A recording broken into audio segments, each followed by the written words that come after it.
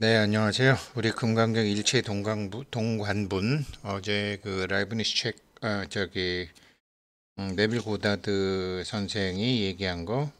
네빌 고다드 선생은 불교의 윤회 사상, 그러니까 윤회 사상도 자기가 자기 전생도 확인했고 다 모아도 확인했고, 이제 그런 것을 그렇게 해서 이제 정말로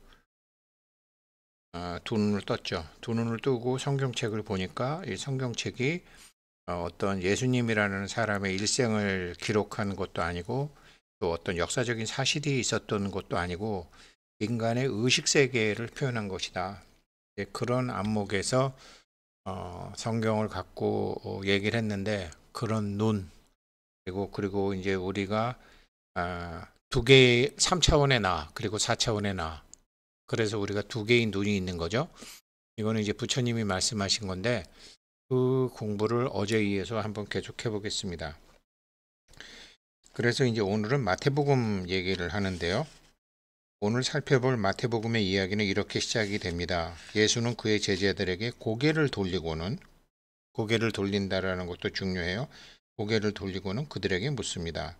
사람들은 인간의 아들인 나를 무엇이라고 부르느냐? 그러자 그들은 말했습니다. 어떤 사람들은 세례 요한이라고 하고, 어떤 이들은 엘리야라고 하고, 어떤 이들은 에레미야 혹은 선지자 중들의 하나라고 하나이다.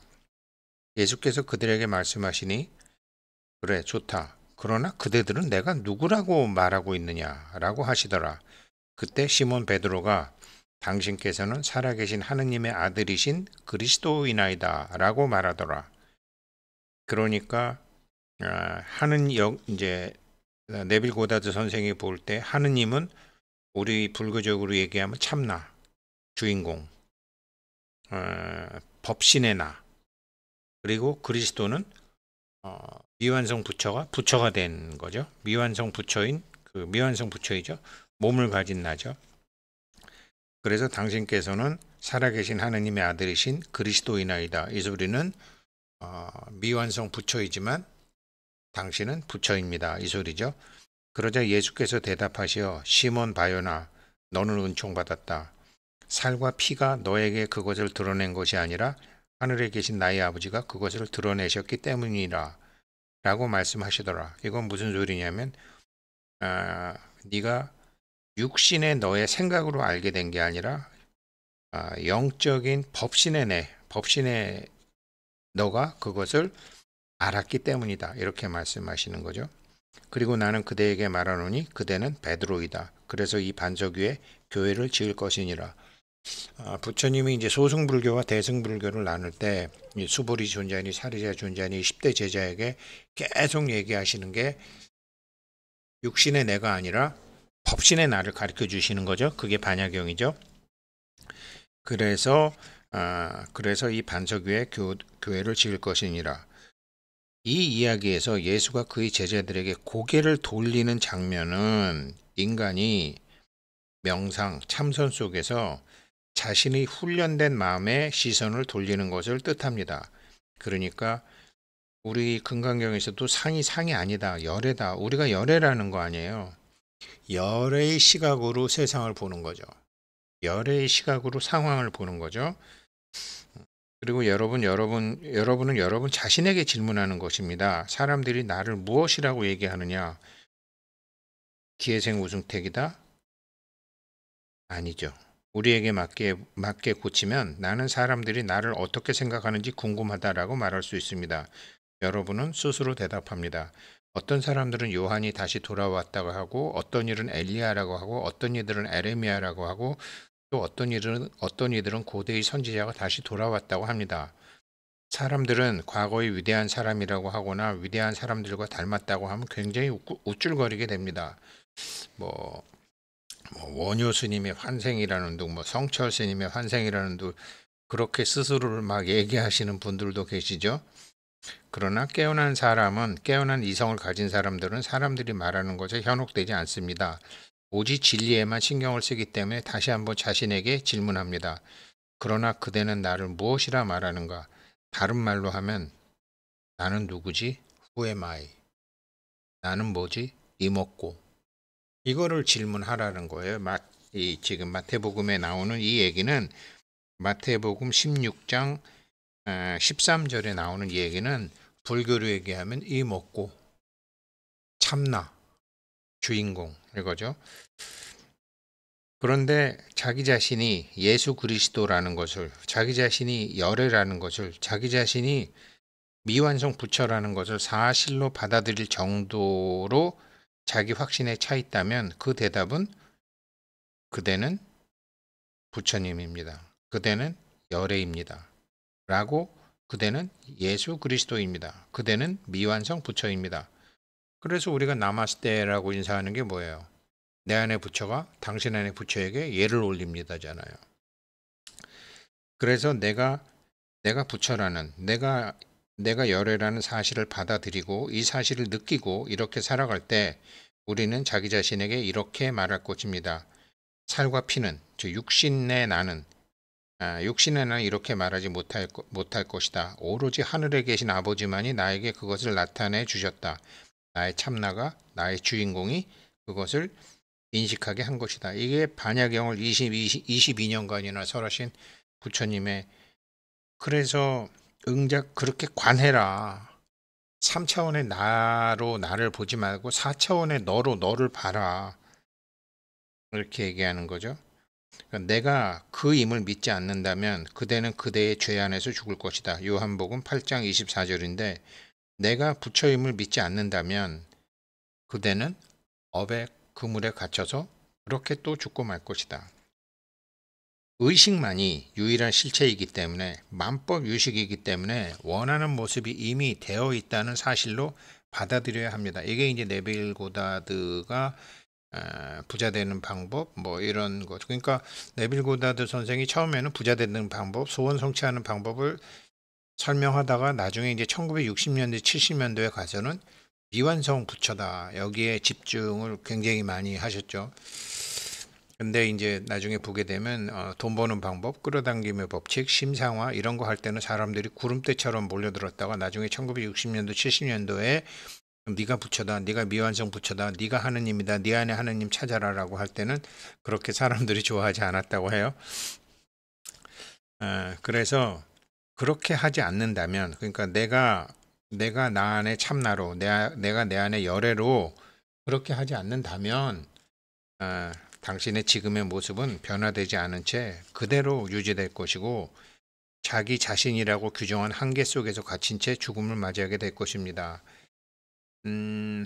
제가 어제 우리 회원님 중에 이제 고매한님, 김진태 거사님에게 저희 집사람이 뭐 좀 물어봐 달라고 그래갖고 이제 역학 공부하신 분이기 때문에 여쭤봤어요. 뭐냐면 저희 아들이 이제 음력 2월생이에요. 음력 2월 4일생이에요. 근데 상식적으로 생각하면 음력 2월이니까 호랑이 달이 아니라 토끼 달이잖아요. 그죠? 정월은 인으로 시작하니까. 그런데 보면 얘가 달이 호랑이 달로 나와요. 무인월인가 이렇게 나와요. 이게 어떻게 되는 겁니까? 라고 이제 그래서 저도 만세력이 잘못됐나? 아니지 전문가한테 물어봐야 되겠다. 그러니까 이제 저희 집사람이 제 영상을 보면서 이제 우리 고매한님의 그 영동딸 얘기한 거를 얘기하니까 회원 중에 그런 분이 있으면 좀 자세히 알아봐줘. 그래서 제가 물었더니 이제 그 우리 고매한 선생님이 이제 그 만세력을 찾아보시더니 입춘 경칩이 그해 3월 6일이 경칩이었습니다. 그래서 해가 바뀌는 것은 음력 2월이 중요한 게 아니라 해가 바뀌는 것은 경칩 기준입니다. 그러니까 이제 24절기 뭐 입춘 오수 경칩 이게 양력이잖아요.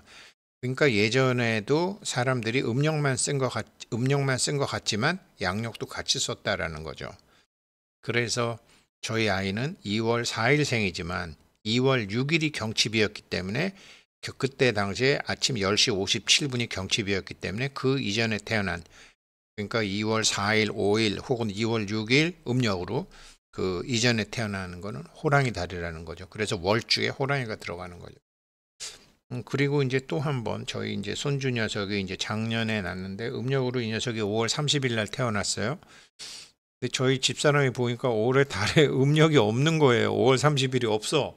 5월 29일로 끝나. 그래서 저한테 또 물어보는 거예요. 그래서 작년에 음력은 29일도 됐다가 30일도 됐다가 이러니까 작년에 작년에는 윤달이 없었죠. 윤달이 없었으니까 5월 30일이 있었고 올해는 윤달이 있으니까 5월이 29일로 끝나죠.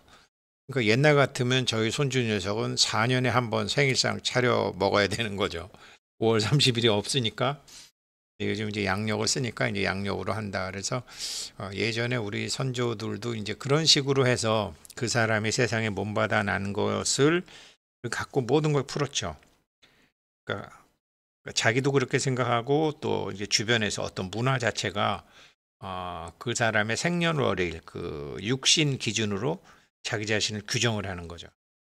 그렇게 규정을 하고 그 한계 속에서 살다가 죽는데 그거를 부처님은 그런 걸 안 하셨잖아요. 그런 걸 넘어가야 된다는 거죠. 사람들은 언제나 기댈 곳을 찾습니다. 언제나 자신의 실패에 대한 변명거리를 찾고 있습니다. 그러나 제가 가르치고 있는 이 진리는 실패에 대한 어떤 변명거리도 주지 못합니다. 자기 자신에 대한 관념만이 삶의 모든 원인이라고 저는 강조해서 말합니다. 자기 자신에 대한 관념이라는 것은 3차원적인 육신의 나냐, 4차원적인 법신의 나냐, 이거죠. 우리 금강경이랑 너무 같은 거예요.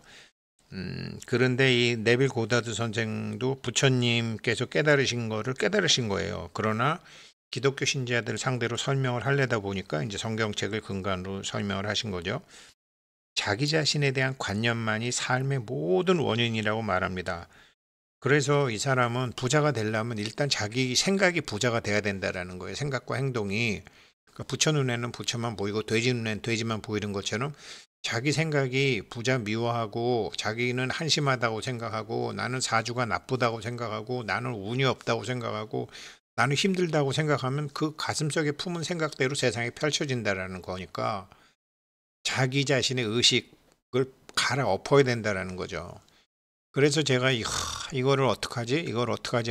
하다가 이제 정토 삼부경의 16관법, 16가지 관법으로 자기 자신을 보는 방법을 바꾸려고 그래서 이제 3월 14일이 마침 이제 2월 보름이기 때문에 3월 14일이 화이트데이이기도 하고 파이데이이기도 하고 또 아미타 제일이기도 하고 정토 삼부경의 주 부처님은 아미타 부처님이잖아요. 그래서 이번에 공부하시는 분들하고 이제 방생을 가서 자기 자신에 대한 관념을 바꾸려고 하는 거죠. 그래서 내부에서 먼저 변화가 찾아와야만 합니다. 바깥 세상에서 변화가 찾아오지 않는다면 그거는 당신이 당신 안에 품고 있는 내부 세상이 바뀌지 않아서입니다. 그런데 사람들은 나 자신만이 이 모든 환경들의 원인이라는 것을 모든 자기 자신의 상황과 환경과 문제의 원인이라는 것을 진리로 받아들이는 것을 좋아하지 않습니다. 남 탓하고 세상 탓하고 부모 탓하고 운 탓하고 합니다. 그때로부터 예수님 제자들 중에 많은 수가 돌아가 버렸다. 더 이상 예수와 함께하지 않더라. 진리를 얘기하면 이렇게 싫어한다라는 거죠. 그래서 법화경에서도 부처님이 진리를 얘기하려고 그러니까 5천 명의 비구, 비구니, 우바자, 우바이가 떠나버린 다음에 얘기하는 거죠. 그리고 나서 예수님께서 남은 12제자에게 말씀하시기를 그대들도 떠날 것인가? 시몬 베드로가 대답하여 말하였다. 주여, 우리가 누구에게로 가겠습니까? 당신에게는 영원한 생명의 말씀이 있습니다. 요한복음 6장 66절, 67절, 68절. 네빌 고다드 선생 정말 깨달은 사람이죠. 자기 자신에게 일어난 모든 일, 자기 자신에게 닥친 모든 일을 설명하기 위해서는 유일한 실체이자 유일한 반석인 자신의 의식 안으로 고개를 돌려야 된다는 말을 들었다며 우리도 만법유식 하면서 자기 자신의 의식으로 고개를 돌려야 되는데 12연계를 벗어나야 되잖아요. 그런데 부처님께서 깨달은 자신의 의식의 첫 번째가 뭐예요? 무명이잖아요. 무명은 3차원의 나잖아요. 무명을 넘어서려면 4차원의 내가 돼야 되잖아요. 그러면 시만을 열어야 되잖아요. 그래서 관법을 가르쳐 주신 거잖아요. 그래서 모든 원인이 자기 자신의 의식 안에 있다는 말을 듣는다면 사람들은 거부감을 일으킬지도 모릅니다. 세상 사는 데는 다른 사람을 비난하는 것이 훨씬 더 쉽습니다. 자기 자신의 불행에 대해서 사회를 비난하고 저 너머의 것 때문이라고 하고 다른 나라를 탓하고 주변을 탓하고 이렇게 사는 것이 훨씬 더 쉽습니다. 자기 기분이 안 좋을 때 날씨 탓을 하며 사는 것은 더 쉽습니다. 하지만 자기 자신에게 일어나는 모든 일들의 원인은 바로 자기 자신이고 항상 내부의 상태에 따라 외부 환경들이 형성되고 있다는 말을 당신들은 기꺼이 받아들여야 합니다. 이 말이 사실이라면 당신은 누구에게로 가야 됩니까? 받아들이기에는 힘든 듯 보이지만 이 말들이 영원한 생명의 말씀이라면 이 진리의 말씀을 향해 당신의 시선을 돌려야만 됩니다. 이 법칙을 당신이 깊게 이해한다면 다른 사람들의 의견이나 다른 사람들의 생각은 문제가 되지 않습니다. 왜냐하면 내 주변의 사람들은 오로지 내가 내 자신을 어떻게 규정하고 있는지를 말해주기 때문입니다. 내가 아버지처럼 행동하면 아버지라고 부르고, 내가 오빠라고 행동하면 오빠라고 부르고, 내가 교수라고 행동하면 교수라고 부르고, 다른 사람들은 내가 마음속에 품은 대로 내가 아들처럼 행동하면 아들이라고 부르고, 내가 사장이라고 생각하면 사장이라고 부르고, 자기 자신이 자기를 어떻게 인식하느냐에 따라서 주변 사람들은 자기를 보는 게 다 달라집니다. 그런데 왜 자기는 불행하다고 생각하고, 자기는 가난하다고 생각하고, 자기는 복 없다고 생각하고, 자기는 큰 부자가 될 수 없다고 생각하십니까?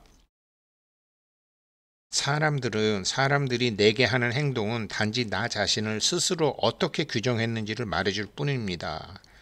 이 말씀을 받아들여 그것과 함께 살아간다면 마침내는 우리가 성경의 위대한 기도라고 부르는 것에 도달하게 됩니다. 기도가 뭔지를 얘기하는 거예요. 요한복음 17장에서 말합니다. 당신께서 나에게 하라고 주신 일들을 끝냈나이다. 부처님이 우리한테 하라고 주신 일이 뭐예요? 이 안에 붙여 찾아 이거잖아요. 그리고 이제 오 아버지시여 세상에 있기도 전에 그대와 함께 있었던 영광을 그대 자신의 자아와 함께 저를 영광스럽게 하소서. 우리가 만법기일 일기하처 부모 미생전 본래 면목 얘기하잖아요. 세상에 있기도 전에 그대와 함께 있었던 그대 자신의 자아라는 게 뭐예요? 모두 하나로 돌아가는데 그 하나는 하나 이전엔 뭐가 있었냐? 부모 미생전 엄마 아버지 부모 미생전 본래 면목 천지 창조 이전의 본래 면목 같은 얘기잖아요. 그때는 무아였잖아요. 그 나를 찾아야 된다라는 거죠. 세상에서 그들과 함께 있는 동안 저는 그대의 이름으로 그들을 지켰나이다. 저에게 주어진 것들은 제가 지켜서 어떤 것도 잃지 않았나이다. 오로지 잃은 것이 있다면 멸망의 아들뿐입니다. 이게 굉장히 물리학적으로도 다 증명된 얘기인데요. 뭐 여기도 나오는데 나는 지위를 잃었어. 나는 믿음을 잃었어. 나는 건강을 잃었어. 나는 돈을 날려버렸어. 나는 많은 것을 잃었어. 그러나 그것은 당신이 본래 나로 돌아가면 고개를 돌려서 본래 나로 돌아가면 그것은 다시 다 온다라는 거죠. 이 법계에서 무엇인가를 잃는다는 것은 불가능합니다. 법계의 질서 안에서는 어떤 것도 잃는 것이 없으며 죽음을 맞이한다는 것도 불가능합니다. 불생불멸의 나를 깨달으신 거죠. 그리고 어떤 것도 잃는 것이 없다 이 세상에서는. 그래서 스티븐 호킹 박사 같은 사람은 수천 년 전에 불태웠던 책들도 법계에는 정보가 그대로 있다라는 거 아니에요. 지금 그 얘기를 하는 거죠. 잠시 꽃 피웠던 작은 꽃조차 영원히 피어 있습니다. 지금 3차원의 자기, 육신의 자기라는 한계 속에 둘러싸인 여러분의 시선은 그것을 볼 수 없지만 존재의 더 넓은 차원으로 들어가면 당신의 의식의 차원이 계속 높아지면 영원히 꽃이 피어 있는 것을 볼 수 있습니다. 언젠가는 볼 수 있을 것입니다. 자신에게 주어진 모든 것들은 그대의 이름 안에서 지켰습니다. 그리고 우리는 어떤 것도 잃은 것이 없습니다. 오로지 멸망의 아들만을 잃었습니다. 멸망의 아들은 잃었다라는 당신의 믿음, 건강을 잃었어, 돈을 잃었어, 사람을 잃었어, 청춘을 잃었어. 육신 기준으로 보는 생각, 잃었다는 믿음을 뜻합니다. 여기서 멸망의 아들이라는 것은 자기가 자기에 대한 생각과 자기에 대한 관념입니다. 멸망은 잃는 것입니다. 없어지는 것입니다. 그런데 진정으로 유일하게 잃는 것이 있다면, 우리가 진정으로 잃어야 되는 것이 있다면 그것은 잃었다고 생각하는 당신의 관념입니다. 어떤 것도 잃을 수 없기 때문입니다. 오늘은 여기까지 하겠습니다.